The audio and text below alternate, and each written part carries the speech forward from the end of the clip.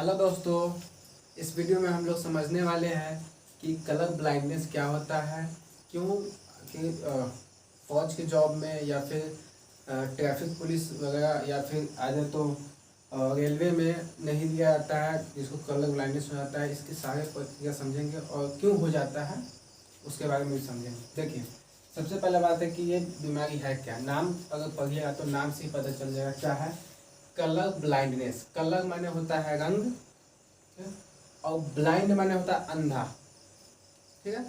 अब क्या हुआ कि कलर से अंधा यानी दिखने में क्या है, अनेबल है, नहीं दिखने में वो एबल ही नहीं है, देख नहीं पा रहा है। समझ में, कलर को यानी डिफ्रेंशिएट नहीं कर पा रहा है। इस घटना को कहा जाता है क्या, कलर ब्लाइंडनेस। ये होता कौन है, होता क्यों है। सबसे पहले तो इसको खोजा कौन था, तो जॉन हॉर्नर ने खोजा था। इनका देखिए, हमने इसका फोटो भी लगा दी। इनका एक सिंड्रोम दिया था, हॉर्नर सिंड्रोम। तो वो हम लोग के सिलेबस में नहीं है, इसलिए उसके बारे में नहीं जानेंगे। क्या है, जॉन हॉर्नर ने इसको सबसे पहले डिस्कवर किया था। ये बीमारी क्या होता है कि ये देखिए, ये जनरली मैक्सिमम जगह पर देखा गया है क्या कि ग्रीन और रेड इसमें डिफ्रेंशिएट नहीं कर पाता। हालांकि 3 टाइप के होते हैं, ग्रीन भी होते हैं, रेड होते हैं और ब्लू भी होते हैं। लेकिन सबसे ज़्यादा जो देखा गया वो क्या है, तो इसमें नहीं लिखा, हाँ, कलर में डिफ्रेंशिएट नहीं कर पाते हैं। और वो कौन सा कलर, रेड और वो ग्रीन होना चाहिए, अदर नहीं।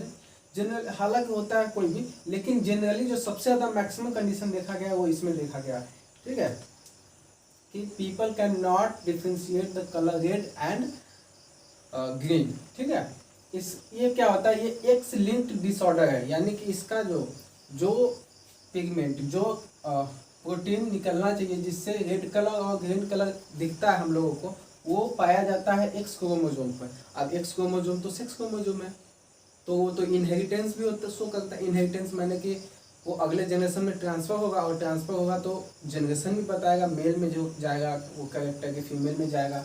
तो इसके बारे में क्या है, अब यहाँ पर हमने दिखाया भी, ये क्या शो करता है, criss cross inheritance. Criss cross inheritance क्या होता है, इनहेरिटेंस माने होता है कि कोई कैरेक्टर ट्रांसफर होना अगले जनरेशन में। कोई भी कैरेक्टर, मान लो कि कोई लंबा है तो लंबा, अगर अगला जनरेशन उसका लंबा हो गया तो वो क्या है, वो इनहेरिटेंस हो गया है ना।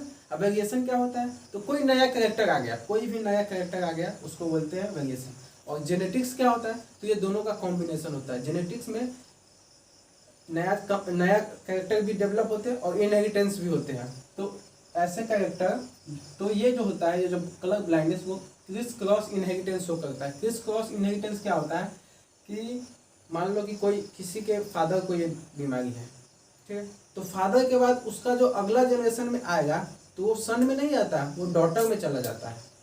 समझ में आया, यानी कि अगले जनरेशन में सेक्स का एक्सचेंज होते रहता है। मान लो किसी का मदर क्या है, तो मदर से फिर कहाँ आ जाएगा, उसको अगले जनरेशन में यानी उसके सन में आ जाता है, और उसके सन में फिर नहीं आएगा, यानी उसका फिर डॉटर में आएगा। यानी क्या कह सकते हैं हम लोग कि अगर ग्रैंड मदर में है, ग्रैंड मदर में, तो किससे इससे किस में आएगा, इससे आएगा फादर में, और फिर फादर से किस में जाएगा, डॉटर में। क्या आ गया समझ। यानी देख रहे, पहले फीमेल था, फिर मेल, फिर फीमेल। इस प्रकार के इनहेरिटेंस को क्या कहते हैं, क्रिस क्रॉस इनहेरिटेंस। और नॉन क्रिस क्रॉस क्या होता है, जो नॉर्मली सेक्स बिना सेक्स चेंज किए हुए ट्रांसफर होता है। जैसे मेल होगा फिर मेल में, फिर मेल में, तो इस प्रकार को कहा जाता है क्या, कि नॉन क्रिस क्रॉस। लेकिन ये क्रिस क्रॉस इनहेरिटेंस होता है। देखिए इसमें क्या होता है, जैसे आप लोग अगर यहाँ देख भी पा रहे हैं, यहाँ लिखा, अगर डिफ्रेंशिएट कर पा रहे हैं कि क्या लिखा हुआ है, तो बिल्कुल समझना बहुत ही आसान है। इसका जो टेस्ट होता है उसको क्या होता है, इशियागा चार्ट के द्वारा, जैसे डॉक्टर जो चेक करते हैं उसको इशियागा चार्ट बोलते हैं। जैसे हमने 2-4 चार्ट यहाँ लगाया भी है, यहाँ देखिए, इसी चार्ट को बोला जाता है इशियागा चार्ट, ठीक है। इसके सहायता से चेक किया जाता है कि भाई किसी भी व्यक्ति को ये बीमारी है कि नहीं है। और इसमें क्या किया जाता है कि जैसे आप देख ही पा रहे, इसमें अगर कलर जो भी उसके अंदर कुछ भी लिखा रहता है वो बहुत ही ज़्यादा हार्ड नहीं रहता, नॉर्मल ABCD या फिर कोई नंबर रखते हैं, उसको अगर कोई डिफ्रेंशिएट कर पा रहा है तो उसको कहा जाता है कि भाई इसको कोई डिजीज नहीं है। लेकिन इसी में अगर नहीं कर पाता, जैसे यहाँ पर क्या लिखा हुआ है, यहाँ 53 लिखा हुआ है ना, यहाँ पर देखिए बहुत सारे, यहाँ पर 7 लिखा हुआ है, यहाँ पर 13 है, यहाँ पर 16 है, यहाँ पर 8 है, यहाँ पर 12 है, यहाँ पर 9 है, इस प्रकार बहुत सारे। यहाँ पर एक दो और लिखा, यहाँ देखिए। तो ये क्या होता है, अगर डिफ्रेंशिएट कर पा रहे तो इसका मतलब कि आपके पास कोई बीमारी वगैरह नहीं है।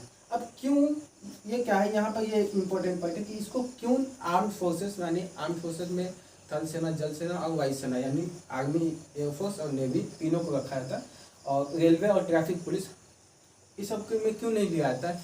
देखिए आर्म्ड फोर्स में इस सब को इसलिए नहीं दिया जाता है क्योंकि इस सब को आर्म्ड फोर्सेस में कई मल्टीपल्स काम कराने के लिए दिया जाता है, और हो सकता है उसको कलर ब्लाइंडनेस हो गया और वो पहचान नहीं पाया तो, समझ में। अब रेलवे में मान लीजिए कि उसमें रेड कलर का साइन दिखाया कि भाई ट्रेन को रोकना है, और ट्रेन वो भी डिफ्रेंशिएट नहीं कर पाया, मान लो रेड दिखाया, ग्रीन वो समझ के चला दे और भी फास्ट हो, समस्या हो।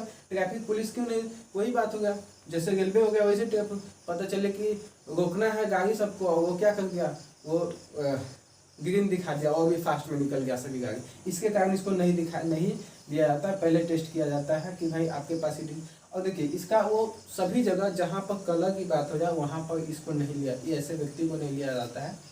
तो आई होप कि ये सारी बात समझ में गए होंगे, और ये आप बता सकते हैं कि इस सब में क्या, ये फर्स्ट रो में क्या लिखा हुआ है, कि कौन कौन सा नंबर है। उम्मीद है कि सारा समझ में आ गया। मिलते हैं अगले वीडियो में, धन्यवाद।